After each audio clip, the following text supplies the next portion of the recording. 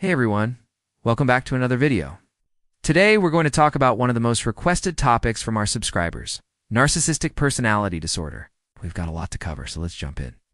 First things first, what is Narcissistic Personality Disorder? Well, it's a personality disorder, which means it's a long-term pattern of inner experience and behavior that leads to dysfunction in social work or other important areas of life. With narcissism, this dysfunctional pattern centers around having an exaggerated sense of self-importance. It's a strong need for excessive attention and praise, and a lack of empathy for others. It can make relationships extremely difficult because people with NPD often lack insight into their own problems and blame others for their mistakes or shortcomings. They may be defensive or dismissive of criticism and have difficulty regulating their emotions. Instead of learning from criticism, they become punitive towards those who try to help by calling them names like, "You read too sensitive," or "You read just making stuff up." Now, as with many mental disorders, there are different spectrums and degrees of severity. We'll discuss some of the criteria from the Diagnostic and Statistical Manual of Mental Disorders, 5th edition, or DSM-5, which is a classification system used by mental health professionals for diagnosing mental disorders. If someone meets all 5 of the following criteria, then they could be diagnosed with Narcissistic Personality Disorder. Number 1. Grandiose sense of self-importance. This includes a feeling of being superior or more important than others. Overestimating one's importance, preoccupation with fantasies of unlimited success, power, brilliance, beauty, or ideal love. Number 2. A strong need for excessive attention. This can look like constantly fishing for compliments or being upset when they are not the center of attention. 3. A sense of entitlement. This includes expecting to get special treatment, automatically assume that their needs will be met before other people. Needs and having an unreasonable expectation that rules apply to other people but not to them. Number 4. Being exploitative. That is, they use others to get what they want without caring about how it affects those others. And number 5, a lack of empathy. That is, they're unwilling to recognize or identify with the feelings and needs of others. It's also worth mentioning some of the things that narcissistic personality disorder is not. First, it is not the same thing as being selfish. A selfish person may take things that belong to others, fail to help others, or treat others poorly. But these actions are usually motivated by self-interest rather than the grandiosity and lack of empathy present in narcissistic personality disorder. Second, it is not the same thing as having a high self-esteem. A person with high self-esteem believes that they are worthy of love and respect, while a person with narcissistic personality disorder believes that they are superior to others and deserve special treatment. Third, it is not the same thing as having good self-confidence.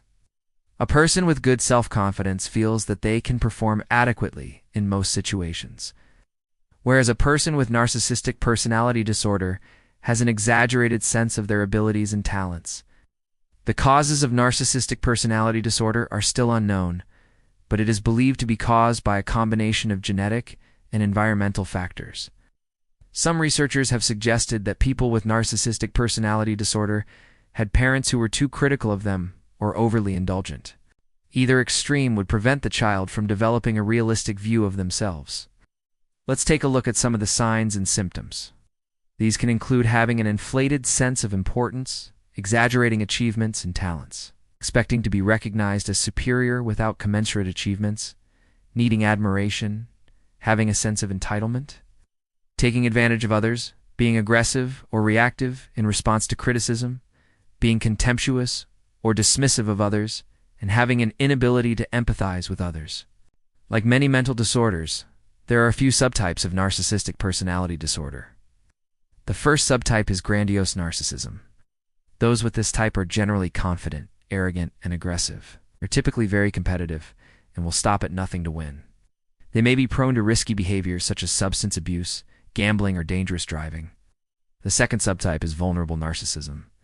People who fall within this category tend to be introverted, insecure, and shy. They may appear sensitive and humble, but in reality, they are self-preoccupied and resentful. They feel like victims and may use this status to garner sympathy from others. Although not everyone with narcissistic personality disorder fits neatly into one category or the other, most people with this condition display characteristics of both types.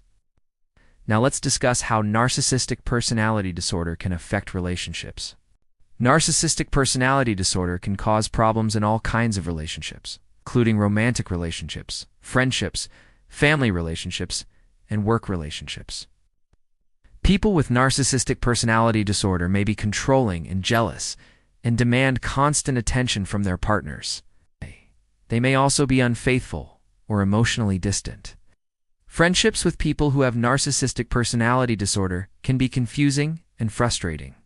They may use their friends to get what they want and then discard them when they are no longer useful.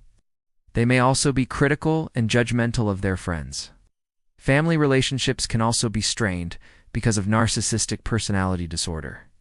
People with this condition may be controlling and manipulative towards their family members and use guilt or shame to keep them under their thumb.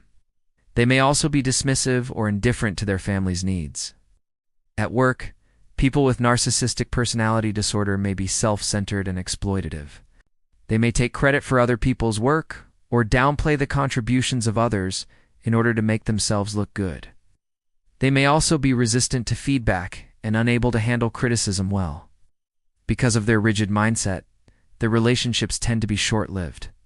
When confronted about their unacceptable behavior, they may simply move on to a new relationship instead of acknowledging their role in the dissolution of the old one. In terms of treatment, people with narcissistic personality disorder often do not seek treatment because they do and think that they need it.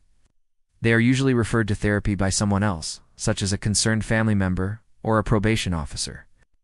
Unfortunately, therapy can be challenging because people with narcissistic personality disorder are often resistant to feedback and may blame their therapist for their problems. Many therapists are wary of taking on clients with narcissistic personality disorder because it can be so difficult to work with them. However, some therapists have had success using psychodynamic therapy or interpersonal therapy. Psychodynamic therapy is a form of talk therapy that helps people explore their unconscious thoughts and feelings. Interpersonal therapy, on the other hand, focuses on the relationship between a person's past experiences and their current functioning. Both forms of therapy can help people with narcissistic personality disorder develop insight into their condition and learn more adaptive ways of relating to other people. However, progress can be slow and setbacks are common. Ultimately, though, treatment is possible and people with narcissistic personality disorder can learn to manage their symptoms and live fulfilling lives. One last note before we wrap up: it's important to remember that narcissism exists on a continuum. Everyone can be narcissistic at times, such as when defending themselves against a reasonable criticism or protecting their fragile ego. When we are faced with criticism, we may all temporarily adopt some narcissistic defenses, such as becoming angry or withdrawing from the situation. However, when someone adopts these strategies consistently, it becomes a problem. If you are struggling with consistent patterns of narcissism, please reach out to a qualified mental health professional today. Well, that's it for now. Thank you all for watching and subscribing to our channel. See you next time.